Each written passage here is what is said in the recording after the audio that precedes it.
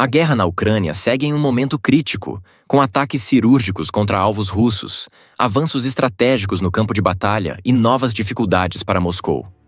Nos últimos dias, a destruição de equipamentos russos atingiu níveis impressionantes, e relatos indicam que posições antes controladas pelo Kremlin agora estão caindo em sequência. Hoje, vamos trazer um panorama completo sobre esses acontecimentos e o impacto que podem ter no futuro do conflito. Se você ainda não está inscrito no canal, inscreva-se agora e ative o sino das notificações para não perder nenhum detalhe dos desdobramentos dessa guerra. Agora vamos aos fatos. A inteligência militar da Ucrânia, aliada a ataques estratégicos das forças armadas, está causando perdas devastadoras para os russos.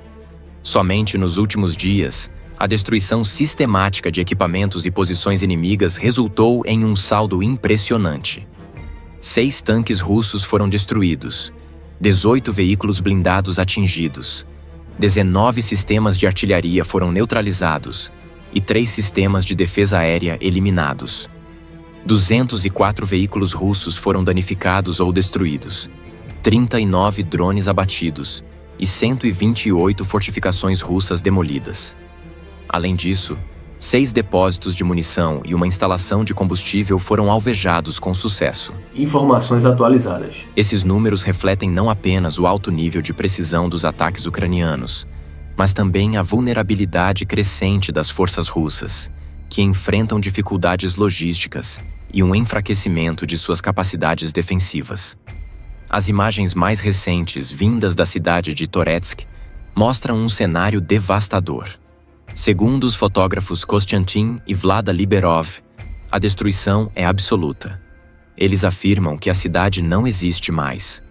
Os soldados ucranianos que ainda lutam na região enfrentam condições extremamente adversas, que desafiam qualquer lógica de combate moderno. Um dos combatentes resumiu a brutalidade da guerra ao dizer que o maior prêmio nesta guerra é sobreviver, pelo menos em homenagem aos que já deram suas vidas. Essa batalha simboliza a resistência extrema dos soldados ucranianos, lutando até o último momento em condições impensáveis. Os ocupantes russos na Crimeia entraram em alerta máximo diante da ameaça iminente de um ataque de mísseis Storm Shadow. Segundo canais russos de monitoramento, há indícios de uma possível investida aérea ucraniana sobre a península ocupada. Diante desse risco, as autoridades russas rapidamente ordenaram o fechamento da ponte da Crimeia e a suspensão do tráfego marítimo na região. Se confirmada a ofensiva ucraniana, a Crimeia pode sofrer um novo golpe devastador, comprometendo ainda mais as linhas de suprimento russas na região. Um episódio recente chamou a atenção no campo de batalha.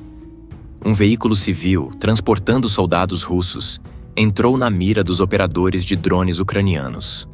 O que se seguiu foi uma perseguição cinematográfica. O resultado foi a destruição total do veículo e a eliminação dos ocupantes.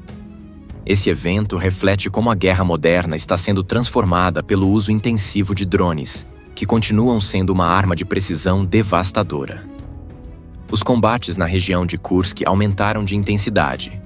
Relatos indicam que as forças russas estão enfrentando dificuldades para segurar a linha de frente, enquanto a Ucrânia continua atacando em diversas direções. O comandante checheno Apt Alaudinov tentou se distanciar da situação ao afirmar que suas tropas nunca estiveram nessa área. Entretanto, a realidade no campo de batalha é diferente. As forças russas perderam a vila de Cherkasskaya Konopelka, Kolmakov, que antes era uma zona disputada, agora está sob controle da Ucrânia, e ataques ucranianos continuam sendo registrados na região de Makhnovka. Moscou enfrenta um momento delicado, tentando minimizar os impactos dessa perda territorial. O ministro da Defesa da França, Sébastien Lecornu, confirmou que os primeiros caças Mirage 2005F já chegaram à Ucrânia. Após meses de treinamento na França, os pilotos ucranianos agora estão prontos para usar essas aeronaves modernas no combate, reforçando a defesa aérea do país e aumentando a pressão sobre as forças russas.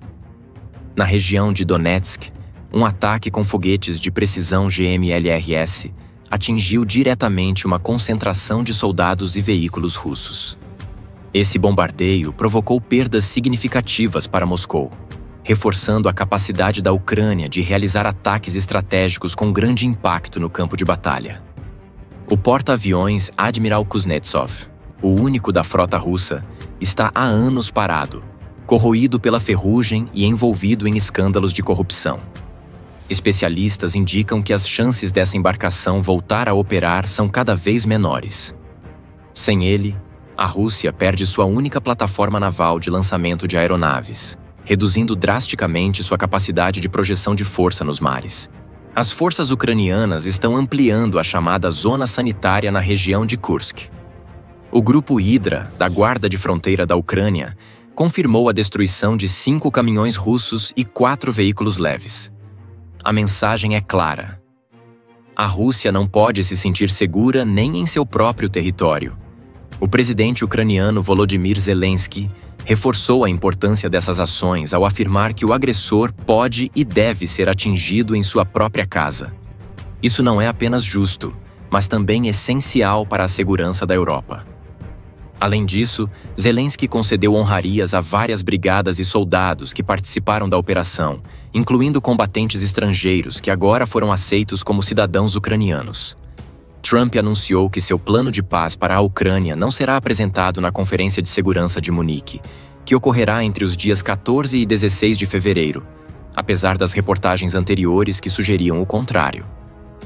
O representante de Trump, Keith Kellogg, negou essa informação em uma entrevista ao Newsmax, descartando a possibilidade de que o plano fosse revelado durante o evento. De acordo com fontes, o plano poderia incluir um congelamento do conflito, com garantias de segurança vagas para ambas as partes. A 65ª Brigada Mecanizada da Ucrânia, por sua vez, atingiu um grande sucesso no fronte de Zaporizhzhia, destruindo um sistema de defesa aérea Estrela 10 e um tanque T-72, enfraquecendo ainda mais as forças russas em uma região-chave da guerra. Essa vitória estratégica destaca a resiliência e o poder de fogo das forças ucranianas, em meio aos avanços das tropas russas no sul e leste da Ucrânia, e indica que, apesar das dificuldades, a resistência ucraniana continua sendo um obstáculo significativo para a Rússia. Além disso, os detalhes de um possível plano de paz de Trump para acabar com a guerra entre Rússia e Ucrânia vazaram online. Entre as condições que poderiam ser incluídas em um possível cessar-fogo estariam o fim dos ataques russos e a exigência de que a Ucrânia aceitasse a soberania russa sobre os territórios anexados, como a Crimeia e partes do leste da Ucrânia. A proposta gerou reações intensas, pois o presidente ucraniano, Volodymyr Zelensky, já deixou claro que a Ucrânia não irá ceder território. Zelensky tem sido inflexível em sua posição de manter a soberania e a integridade territorial do país, rejeitando qualquer acordo que envolva concessões de território à Rússia. Em 2025, a Rússia ocupa cerca de 1/5 da Ucrânia, com uma estimativa de 3 a 3,5 milhões de ucranianos vivendo sob ocupação russa. Isso coloca as condições de vida da população local em uma situação desesperadora, com muitas pessoas vivendo em uma espécie de limbo, sem saber o que o futuro lhes reserva. Um cessar-fogo, conforme proposto, poderia deixar essas pessoas à mercê das forças russas, sem qualquer garantia de segurança. Para muitos, a ideia de um congelamento do conflito é vista como um abandono daqueles que ainda vivem nas linhas de frente ou nas regiões ocupadas, onde os abusos e a violência das tropas russas continuam a ser uma realidade diária. Em contraste com a proposta de Trump, Zelensky mantém uma postura firme em relação às negociações de paz. Embora tenha demonstrado disposição para dialogar com a Rússia, sua abordagem é clara. Qualquer acordo deve garantir a integridade territorial da Ucrânia e a soberania do país. O presidente ucraniano se opõe fortemente à ideia de que a Ucrânia abane suas aspirações de adesão à OTAN, algo que Putin exige como uma condição para qualquer acordo de paz. Para Zelensky, abandonar a perspectiva de uma Ucrânia com vínculos mais estreitos com a aliança militar ocidental é inaceitável, e ele continua a pressionar por um acordo que respeite os direitos e interesses de seu povo. O apoio internacional à Ucrânia continua forte, mas o dilema sobre como alcançar a paz permanece central. Se a proposta de Trump for eventualmente aceita, ou se a Ucrânia resistir a uma solução que envolva concessões, dependerá do posicionamento das principais potências internacionais e da pressão interna dentro da Ucrânia. A guerra, como se vê, não é apenas uma questão militar, mas também uma questão política e diplomática, com cada movimento gerando repercussões que podem moldar o futuro não só da Ucrânia, mas de toda a Europa. Além das manobras diplomáticas, uma das táticas mais cruéis usadas pelas forças russas nas áreas ocupadas tem sido o uso de civis como escudos humanos. Em Velika Novosilka, por exemplo, as forças russas têm sido acusadas de forçar os civis a acompanhar suas tropas enquanto avançam pelas áreas urbanas. Essa tática tem como objetivo evitar ataques das forças ucranianas, sabendo que a presença de civis dificulta as ações militares contra as tropas invasoras. Isso coloca os civis em uma posição extremamente vulnerável e viola as normas de guerra internacionais, aumentando ainda mais a tragédia humanitária causada pela invasão russa. Enquanto isso, as forças ucranianas seguem com seus ataques bem-sucedidos contra as posições russas, incluindo a destruição de equipamentos militares, como tanques e sistemas de defesa aérea. A luta em Zaporizhzhia e outras frentes de batalha continuam a mostrar a determinação das forças ucranianas em resistir à ocupação russa e a defender seu território. Essas vitórias têm sido cruciais para manter a moral elevada, não apenas entre os militares ucranianos, mas também entre a população civil, que vê o conflito como uma luta pela sobrevivência e pela soberania do país. Finalmente, enquanto Trump e outras figuras políticas tentam articular soluções diplomáticas, a guerra na Ucrânia segue em um impasse, com poucas perspectivas de uma resolução rápida. A busca por paz continua a ser um desafio, e as próximas semanas, com a Conferência de Segurança de Munique e outras iniciativas diplomáticas, podem ser decisivas para definir o futuro do conflito e as estratégias adotadas pelas potências globais.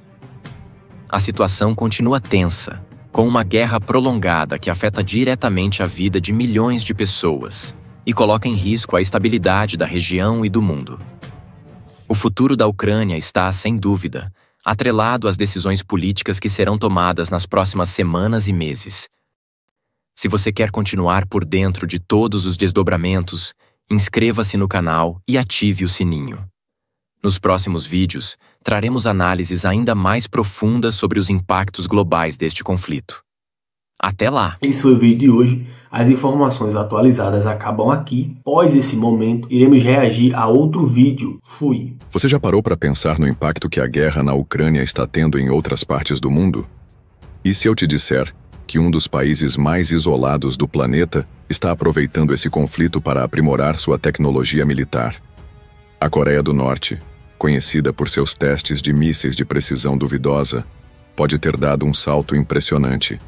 Mas como isso aconteceu? E o que isso significa para o equilíbrio de poder global? Desde o final de 2023, surgiram relatos de que a Rússia começou a utilizar mísseis balísticos norte-coreanos no campo de batalha ucraniano.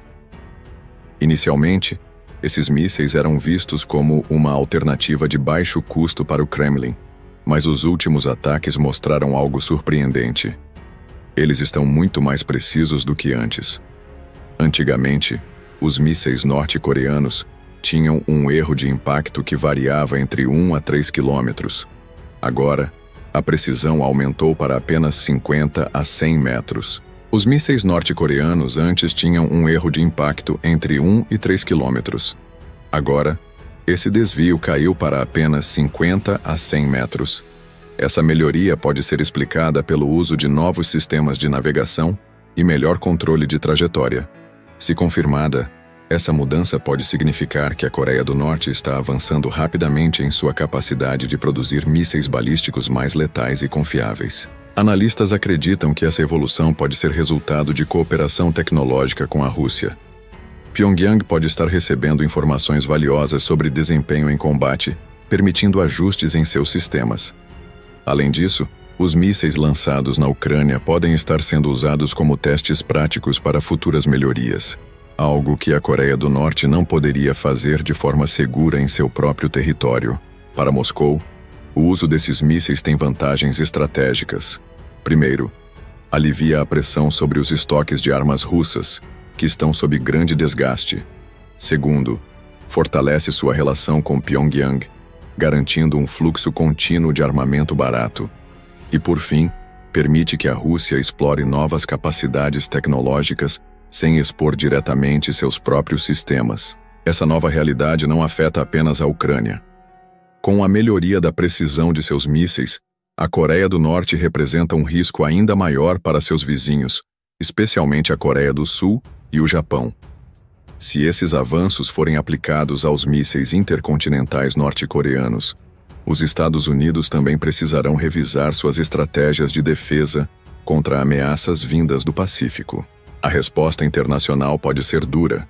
Estados Unidos, Coreia do Sul e Japão já estão reforçando seus sistemas antimísseis, mas isso pode não ser suficiente. Além disso, a possibilidade de ataques cibernéticos contra os programas militares norte-coreanos e até ações de sabotagem clandestinas podem se tornar uma opção para conter esse avanço tecnológico antes que ele se torne uma ameaça ainda maior. As sanções internacionais contra a Coreia do Norte já estão no limite, o que significa que medidas convencionais podem não ter efeito. A grande preocupação agora é se Pyongyang poderá usar esse conhecimento recém-adquirido para vender ainda mais armamento para a Rússia ou para outros países interessados em tecnologia balística avançada, ampliando a instabilidade global. Se essa parceria continuar, podemos ver um intercâmbio tecnológico cada vez mais intenso entre Rússia e Coreia do Norte. Isso levanta uma questão preocupante. Até que ponto Moscou pode ajudar Pyongyang a desenvolver mísseis ainda mais sofisticados? Essa colaboração pode representar uma mudança perigosa no equilíbrio de poder global, desafiando diretamente os interesses ocidentais.